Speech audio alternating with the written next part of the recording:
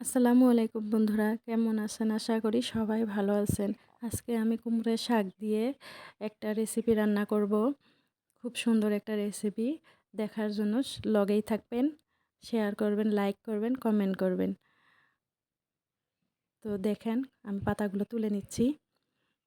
খুব রোদ ওঠার কারণে পাতাগুলো একদম ঝামসে গেছে। পরে কয়েকটা পাতা আমি তুলে নিলাম। এগুলোকে ভালো করে ধুয়ে নেব। তুলে নিয়ে আমি কয়েকটা পাতা তুলে নিলাম। এখন আমি ডালগুলো ভিজিয়ে নিব। পানি দিয়ে দিলাম আর 1.5 কাপের মতো ডাল দিয়ে দিব। এখানে 10 মিনিট ভিজিয়ে রেখেছিলাম। দেখেন ডালগুলো ভিজে গেছে আমার। এখন আমি বেটে নিচ্ছি। তো ডালগুলো একদম পুরো মিহি করব না, এই জন্যই অল্প ছানা ছানা রেখে দেব।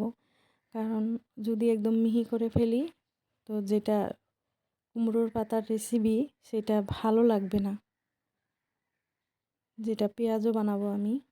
তো কম বেশি বাড়িতে সবাই পেঁয়াজও বানান, জানেন যে ডালটা যদি একদম মিহি হয়ে যায় খেতে কিন্তু সেরকম ভালো লাগে না।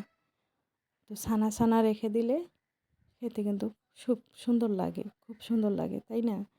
তো আমি ডালগুলো বেটে নিয়েছি। এখন চাল বেটে নেব। চাল ভিজিয়ে রেখেছিলাম 1 কাপের মতো।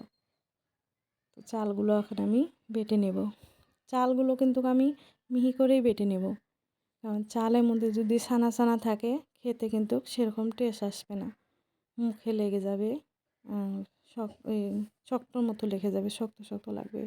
সেই কারণে আমি মিহি করে বেটে নেব এটাকে, যেন মুড়মুড়ো ভাবটা আসে।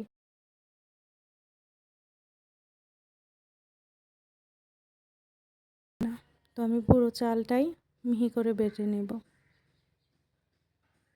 দেখতে পাচ্ছেন আমি একদম মিহি করে কিন্তু বেটে নিয়েছি চালগুলোকে।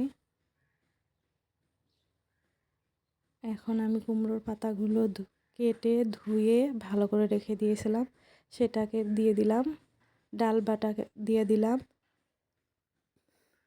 চাল বাটা দিয়ে দিলাম, পেঁয়াজ কুচি করে রেখেছিলাম সেটা দিয়ে দিলাম, তারপরে মরিচ কুচি করে রেখেছিলাম সেটাও দিয়ে দিলাম, আদা রসুন বাটা দিয়ে দিলাম, লবণ দিয়ে দিলাম স্বাদ অনুযায়ী, অল্প মশলার গুঁড়ো দিয়ে দিলাম, হলুদের গুঁড়ো দিয়ে দিলাম 4 চামচের, আধা চামচের মতো দিয়ে দিলাম, সব অল্প অল্প করে। এখন ভালো করে মেখে নিব, খুব সুন্দর করে মেখে নিব, একদম নরম হয়ে যায় সেইভাবে। তো ভালো করে এইভাবে মেখে নেবেন, নাহলে কিন্তু পেঁয়াজের টেস্টটা পাবেন না, একটা মুড়মুড়ে ভাব সেটা আসবে না। তো ভালো করে মেখে নিয়েছি দেখেন। এখন আমি এটাকে ভাজবো। ইন্ডাকশনে প্যানটা বসিয়ে দিলাম। এখন আমি এখানে তেল দিয়ে দিব গরম হওয়ার জন্য। খুব ভালো করে গরম করে নিব। তেলটা খুব ভালো করে গরম করে না নিলে কিন্তু পেঁয়াজটা মুসমুসে হবে না, আর দেখতেও ভালো হবে না। তেলটা বেশি ঢুকে যাবে, আর তেল বেশি ঢুকে গেলে স্বাস্থ্যের জন্য খারাপ। এই জন্য তেলটা ভালো করে গরম করে নেবেন। তো দেখেন গরম হয়ে যাওয়ার পরে আমি পেঁয়াজটা ছেড়ে দিলাম এখানে। তো আমি সরষের তেল ব্যবহার করেছি। সরষের তেল ব্যবহার করার কারণ হলো অল্প ঠান্ডাজনক যদি ভিতরে থাকে, ঠান্ডা লেগে থাকে, কাশ সর্দি ভাব থাকে, সেটা কিন্তু ভালো করতে সাহায্য করে এই সরষের তেল। আপনারা বাড়িতে বানাইয়া দেখবেন।